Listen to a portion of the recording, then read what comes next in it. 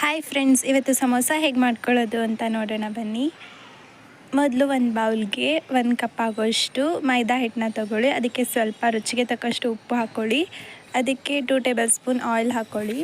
ಚೆನ್ನಾಗಿ ಕಲಿಸ್ಕೊಂಡ್ಮೇಲೆ ಅದಕ್ಕೆ ಸ್ವಲ್ಪನೇ ನೀರನ್ನ ಹಾಕ್ಕೊಂಡು ಚಪಾತಿ ಹಿಟ್ಟಿನ ಅದಕ್ಕೆ ಕಲಿಸ್ಕೊಳ್ಳಿ.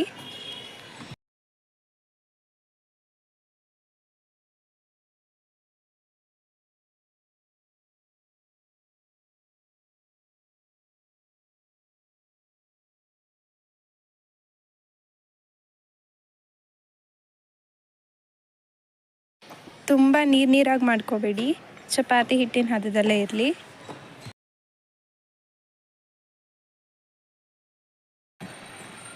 ಈ ಹದಕ್ಕೆ ಬಂದಮೇಲೆ ಒಂದು ಅರ್ಧ ಗಂಟೆ ಅಥವಾ 1 ಗಂಟೆ ಹೊತ್ತಾಗುವಷ್ಟು ಸೈಡಲ್ಲಿ ಎತ್ತಿಟ್ಬಿಡಿ. ಇವಾಗ ನೆಕ್ಸ್ಟ್ ಏನು ಮಾಡೋದು ಅಂತ ನೋಡ್ಕೊಳ್ಳೋಣ ಬನ್ನಿ. ಈಗ ಸಮೋಸ ಹಿಟ್ಟು ರೆಡಿಯಾಗಿರೋದ್ರಿಂದ ನಾವು ಸ್ಟಫಿಂಗ್ ಹೆಂಗೆ ಮಾಡೋದು ಅಂತ ನೋಡ್ಕೊಳ್ಳೋಣ ಬನ್ನಿ. ಸ್ಟಫಿಂಗ್ಗೆ ಫಸ್ಟು ಒಂದು ಬಾಣಲಿಗೆ 2 ಸ್ಪೂನ್ ಆಗೋಷ್ಟು ಎಣ್ಣೆ ಹಾಕ್ಕೊಳ್ಳಿ. ಅದಕ್ಕೆ 2 ಕಟ್ ಮಾಡ್ಕೊಂಡಿರೋಂಥ ಈರುಳ್ಳಿ ಹಾಕ್ಕೊಳ್ಳಿ. ಈರುಳ್ಳಿ ಸ್ವಲ್ಪ ಕಲರ್ ಬಂದಮೇಲೆ ಅದಕ್ಕೆ 1-2 ಹಸಿಮೆಣ್ಸಿನ್ಕಾಯಿ ಹಾಕ್ಕೊಳ್ಳಿ.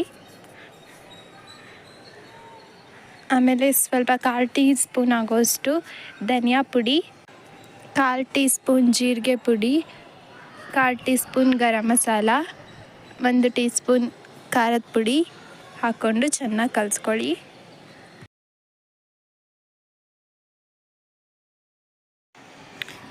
ಈಗ ಇದಕ್ಕೆ ಸ್ವಲ್ಪ ಅರಿಶಿನ ಪುಡಿ ಮತ್ತು ಸ್ವಲ್ಪ ರುಚಿಗೆ ತಕ್ಕಷ್ಟು ಉಪ್ಪು ಹಾಕ್ಕೊಳ್ಳಿ.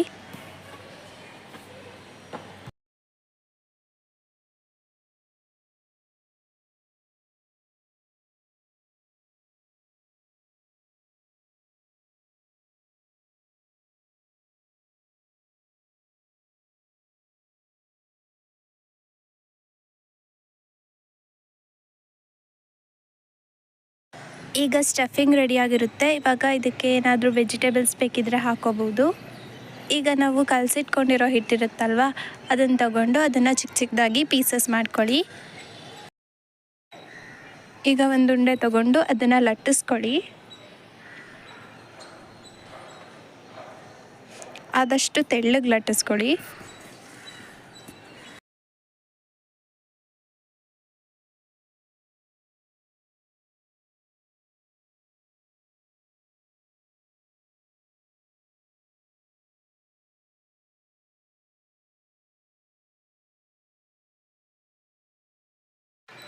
ಲಟ್ಟಿಸ್ಕೊಂಡಾದಮೇಲೆ ಅದನ್ನು ಒಂದು ಸಲ ಬಿಸಿ ಇರೋ ತವದ ಮೇಲೆ ಲೋ ಫ್ಲೇಮಲ್ಲಿ ಒಂದು ಸಲ ಆ ಕಡೆ ಈ ಕಡೆ ತಿರುವಾಕೊಳ್ಳಿ. ಜಾಸ್ತಿ ಏನು ಬೇಯಿಸೋಕ್ಕೆ ಹೋಗಬೇಡಿ. ಒಂದು ಸಲ ಕಲರ್ ನೋಡಿ, ಈ ಥರ ಕಲರ್ ಬರೋವರೆಗೂ ಆ ಕಡೆ ಈ ಕಡೆ ತಿರುವಾಕೊಳ್ಳಿ.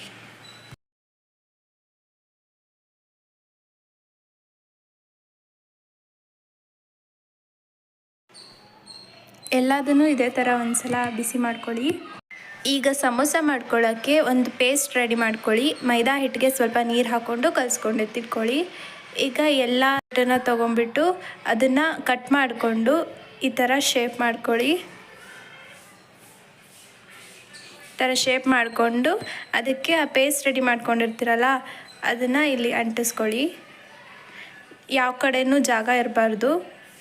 ನೀಟಾಗಿ ನೋಡಿಕೊಂಡು ಅಂಟಿಸ್ಕೊಂಡು ಆಮೇಲೆ ಅದಕ್ಕೆ ನಾವು ರೆಡಿ ಮಾಡ್ಕೊಂಡಿರೋ ಸ್ಟಫಿಂಗ್ನ ಹಾಕ್ಕೊಳ್ಳಿ. ನಾನು ಇಲ್ಲಿ ಸ್ವಲ್ಪ ಈರುಳ್ಳಿ ಸ್ಟಫಿಂಗ್ಗೆ ಸ್ವಲ್ಪ ಆಲೂಗಡ್ಡೆ ಇತ್ತು, ಅದನ್ನು ಆಲೂಗಡ್ಡೆ ಬೇಯಿಸ್ಕೊಂಡು ಅದನ್ನು ಹಾಕ್ಕೊಂಡು ಮಿಕ್ಸ್ ಮಾಡ್ಕೊಂಡಿದ್ದೀನಿ. ಇವಾಗ ಸ್ಟಫಿಂಗ್ ಹಾಕ್ಕೊಂಡು ಅದನ್ನು ಇನ್ನೊಂದು ಸಲ ಪೇಸ್ಟನ್ನು ಹಚ್ಬಿಟ್ಟು ನೀಟಾಗಿ ಫೋಲ್ಡ್ ಮಾಡಿಕೊಂಡು ಈ ಥರ ನೀಟಾಗಿ ಫೋಲ್ಡ್ ಮಾಡ್ಕೊಳ್ಳಿ. ಸಮೋಸ ಥರನೇ ಶೇಪ್ ಬರಬೇಕು, ಆ ಥರ ಶೇಪ್ ಮಾಡ್ಕೊಳ್ಳಿ.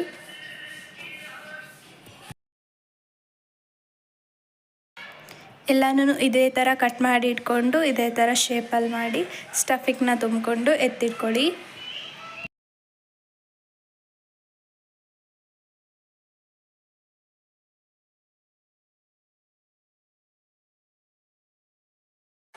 ಈಗ ನೋಡಿ, 1 ಕಪ್ ಮೈದಾ ಹಿಟ್ಟಲ್ಲಿ ಇಷ್ಟು ಸಮೋಸ ರೆಡಿಯಾಗಿದೆ ಅದರಲ್ಲಿ.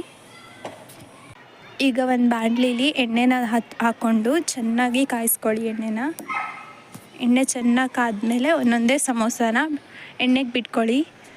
ಲೋ ಫ್ಲೇಮಲ್ಲಿ ಇಟ್ಕೊಳ್ಳಿ. ಎಣ್ಣೆಗೆ ಚೆನ್ನಾಗಿ ಕಾದಿರುತ್ತೆ ಅಲ್ವಾ, ಇವಾಗ ಲೋ ಫ್ಲೇಮಲ್ಲಿ ಇಟ್ಕೊಂಡು ಒಂದೊಂದೇ ಸಮೋಸ ಎಣ್ಣೆಯಲ್ಲಿ ಬಿಡಿ. ಲೋ ಫ್ಲೇಮಲ್ಲೇ 8ರಿಂದ 10 ನಿಮಿಷ ಬಿಟ್ಬಿಡಿ. ಚೆನ್ನಾಗಿ ಕಾಯಲಿ, ಅದು ಒಳಗಡೆ ಬೆಂದಿರಲ್ಲ, ಸೊ ಚೆನ್ನಾಗಿ ಬೇಯಲಿ. ಚೆನ್ನಾಗಿ ಬೆಂದು ಈ ಕಲರ್ ಬಂದಮೇಲೆ ಎಣ್ಣೆಯಿಂದ ತೆಗೆದ್ಬಿಟ್ಟು ಪ್ಲೇಟ್ಗೆ ಹಾಕ್ಕೊಳ್ಳಿ. ನೋಡಿ, ಇಷ್ಟು ಸಮೋಸ ರೆಡಿಯಾಗಿದೆ. ಇದೇ ಥರ ನೀವು ಮನೇಲೇ ಸಮೋಸ ಮಾಡ್ಕೊಂಡು ತಿನ್ನಿ.